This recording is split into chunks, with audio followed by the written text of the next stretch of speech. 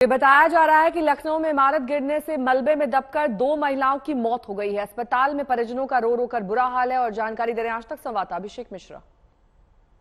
लखनऊ के अलाया अपार्टमेंट में जिस तरीके की घटना हुई उसके बाद में इस पूरे मामले में पहली जो मृत्यु है वो दर्ज की गई है।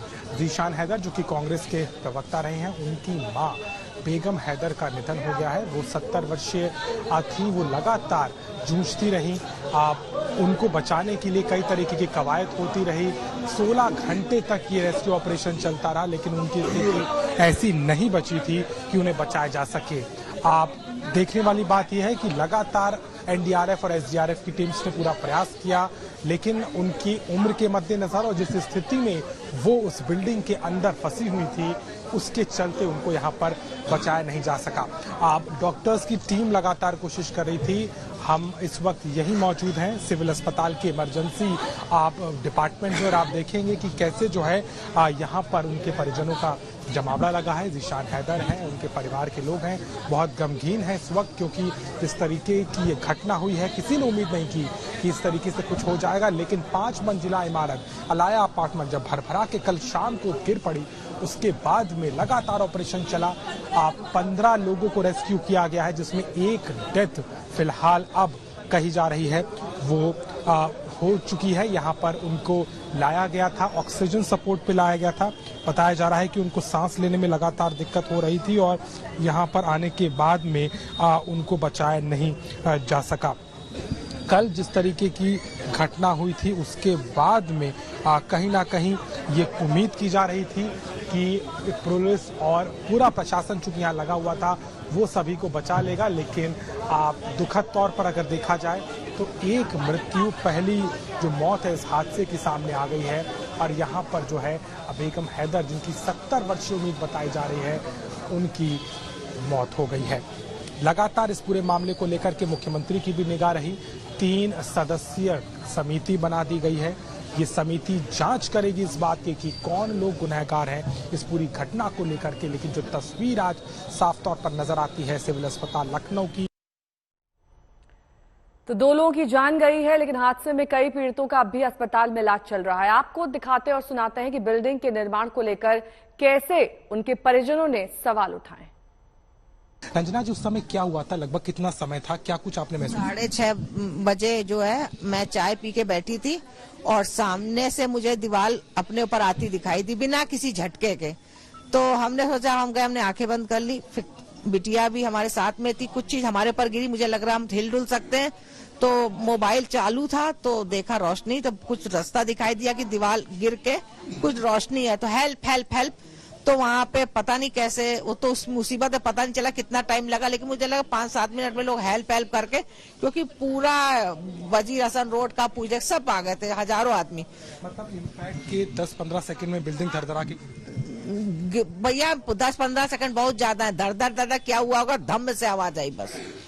भूकंप में हिलता है, फिर टाइम लेता है, बहुत बार भूकंप आ रहे हैं, ऐसा कुछ नहीं। और समय लगा, आप कैसे बाहर आए, कैसे आपको मदद? हम लग रहा 10 मिनट में लग रहा बाहर हो गए होंगे, क्योंकि मैं ईश्वर ने मुझे सामने ही कर दिया। तो वही हम चाहते हैं कि बिल्डिंग में गड़बड़ थी और इसमें बता रही थी कि वहाँ नीचे कुछ काम चल रहा था पार्किंग में, क्या कुछ 2 महीने चल रहा था। अब इन्होंने पूरी पार्किंग खोद दी थी और बिल्डिंग मजबूत नहीं थी, क्योंकि पिलर इसके इतने बड़े, इतने से, तो इसमें कहा बिल्डिंग 6-7 पिलर है, सदेगी। तो बड़ा कारण मान सकते हैं जो खुदाई की। बिल्कुल बिल्कुल बिल्कुल। और खुद ही इन्होंने आज हमके दूसरे लोगों ने बताया कि ये जो है बिल्डिंग मजबूत नहीं थी, कहा था तो तुम खुद कल भाग गए। वैसे रोज जमे रहते हैं 6-7 बजे तक। केस आपको मिला, आपको बात अब बिहार की, जहां के डिप्टी सीएम तेजस्वी यादव को राघोपुर में लोगों ने भारी विरोध प्रदर्शन किया। उनके आगे जो दस्ता था उसे रोक लिया गया। अपने चुनावी क्षेत्र वो पहुंचे थे विकास योजनाओं के शिलान्यास के लिए, लेकिन लोग सड़क, बैंक जैसी बुनियादी सुविधाओं की मांग के साथ सड़क पर आ डटे। जनता के इस विरोध और मांग पर तेजस्वी थोड़े तमतमा गए। लगा कि वो अपना आपा भी खो रहे हैं। पूरा मामला क्या है, देखिए। ये काफिला बिहार के डिप्टी सीएम तेजस्वी यादव का है और जमीन पर लेटी ये बिहार की जनता है, जिन्हें पक्की सड़क चाहिए, स्कूल, कॉलेज चाहिए।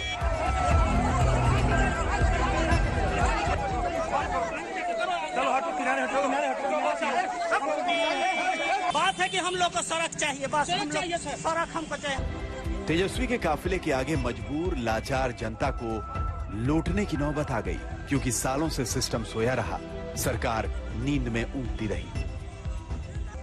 ये तेजस्वी का अपना इलाका है, राघोपुर लालू परिवार का गढ़ रहा है, लेकिन सिर्फ इसी से किसी इलाके की किस्मत नहीं बदल जाती। और से देखिए, एक महिला एक बच्चे को गोद में उठाए नारे लगा रही है, एक बुजुर्ग मां भी रास्ता रोककर खड़ी है।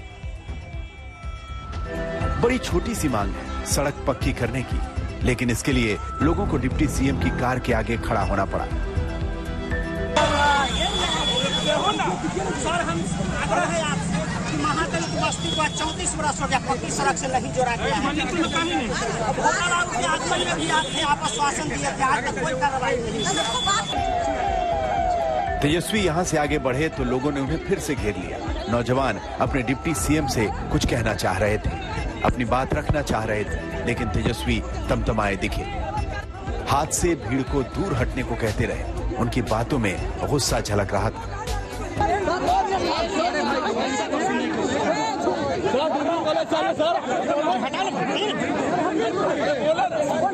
जिस जनता के बूते सत्ता मिली, उसी जनता की बातें आज चुभ रही हैं। अच्छा होता जनता की समस्याएं सलीके से सुनते, ये विश्वास जगाते कि सरकार उनकी ही है। खैर, यहाँ से तेजस्वी आगे बढ़े, फीता काटने की औपचारिकता पूरी की और थोड़े ठंडे हुए तो मीडिया से बात भी की। इस क्षेत्र के विकास के लिए और गति मिले, और समस्या तो देखिए पूरी तरीके से सब जगह खत्म नहीं होती।